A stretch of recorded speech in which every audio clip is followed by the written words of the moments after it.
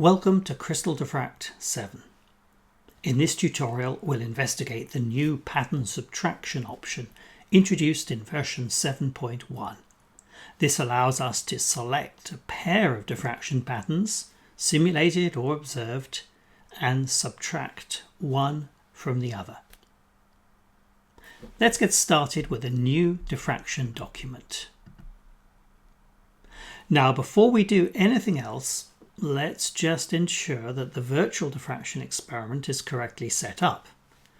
We'll use the diffraction menu to specify constant wavelength X-rays and a precise wavelength. So we want 2 theta scan, and we want to specify the wavelength. We're going to use copper K alpha, and we can use this copper preset down here. Now we're ready to load our first pattern. And the first pattern I'm going to load is an experimental pattern. It's actually a mixture of our material plus powdered silicon, which was added as a reference. As you can see, it's quite a mess.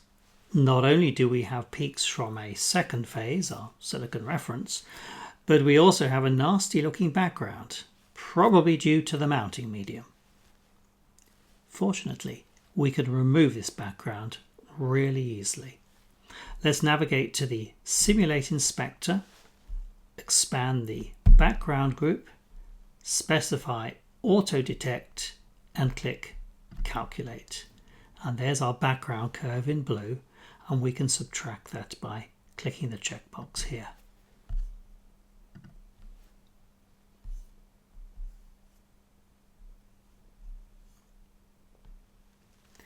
Now we can load our second pattern, which is the one to be subtracted from the mixture.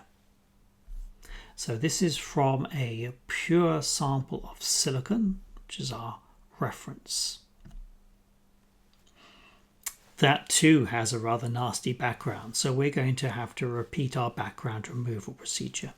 First of all, let's expand the window, and then I'm going to open up the sidebar and select silicon, so the program knows which pattern it's working on. Let's go back to the background group. Let's auto detect, calculate the background for silicon. Again, that's shown in blue. That's looking very nice, and we'll subtract that too. So we now have 2 patterns ready to be subtracted. Now before I do anything else, let's just change some display styles. We'll go to the Display Inspector, expand the plot group, and I'm going to choose a solid fill. And that makes it slightly easier to differentiate the 2 patterns. Now if we zoom up a little bit, we can see that there are peaks that overlap.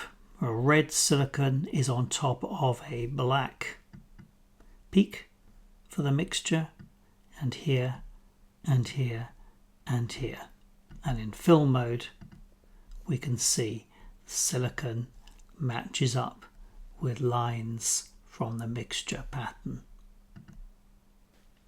But before we subtract one pattern from the other, we need to make sure that the peak heights are the same. So with our silicon pattern selected, I'm going to specify a scale to reduce the relative intensity of silicon to match the corresponding peak in the mixture. So we'll go to the Position and Scale group, turn on Y scale, and now we want to reduce the scale for silicon so that those red peaks are comparable to the black peaks. Let's just zoom up a little bit so we can see that more clearly.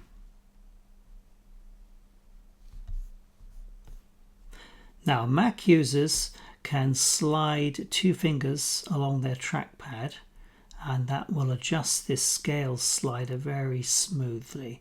Otherwise you can click and drag, or you can use these up-down arrows to adjust the Y scale. But I prefer the trackpad option.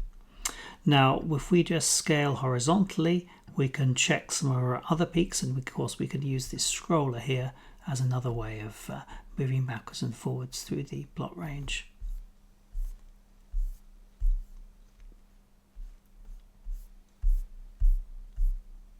Okay, so that's looking pretty good match. Let's auto scale, and we're in a good position to subtract one pattern from the other. We need to select the pair of patterns, make sure that the first pattern is the top pattern in the list and the pattern to be subtracted is below. And then we can go to the pattern menu and choose calculate difference, or we could go down to the actions menu in the sidebar and choose calculate difference, and we just need to verify it's mixture minus silicon. That creates a new pattern, which is the pattern in green, and the easiest way to compare all three is to switch to fill mode. And at the top we've got our mixture. Below that we've got our silicon, and you can see where the silicon lines match up with the corresponding lines in the mixture. And then below that we have mixture minus silicon, and you can see that the silicon lines are now missing. So we've done a good job of subtracting that. Let's go back to graph mode and let's hide the mixture and silicon, and let's just focus on the difference pattern here. We'll change the plot style and we'll get rid of those points, and we'll just have smooth lines. So this is now our mixture minus silicon pattern. So in summary, our new subtract patterns option is able to match up two patterns, interpolate any missing points, and then subtract one pattern from the other, creating a new difference pattern in the process.